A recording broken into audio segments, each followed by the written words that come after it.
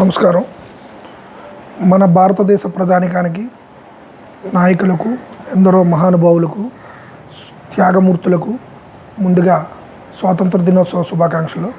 మన ప్రధానమంత్రి నరేంద్ర మోడీ గారికి, అలాగే నాయకులకు, ఇతర నాయకులకు, అలాగే మన ఆంధ్ర రాష్ట్ర, ముఖ్యంగా మన ఆంధ్ర రాష్ట్ర ప్రజానీకానికి, మన ముఖ్యమంత్రి నారా చంద్రబాబు నాయుడు గారికి, ఉప ముఖ్యమంత్రి పవన్ కళ్యాణ్ గారికి, అలాగే మన సీనియర్ నాయకుడు ఎమ్మెల్సీ అయినటువంటి మాజీ మంత్రివర్యులు యనమల రామకృష్ణుడు గారికి, వారి కుమార్తె నూతన ఎమ్మెల్యేగా ఎన్నిక కాబడినటువంటి వారి కుమార్తె యనమల దివ్య గారికి నా హృదయపూర్వక స్వాతంత్ర దినోత్సవ శుభాకాంక్షలు తెలియజేసుకుంటున్నాను.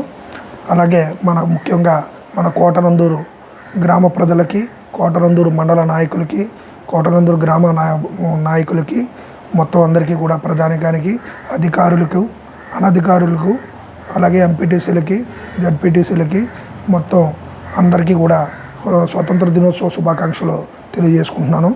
మన పూర్వీకులు మరియు ఎందరో త్యాగమూర్తుల త్యాగ ఫలితంగా ఏర్పడినటువంటి మనకి భారతదేశానికి స్వతంత్రం తీసుకొచ్చారు.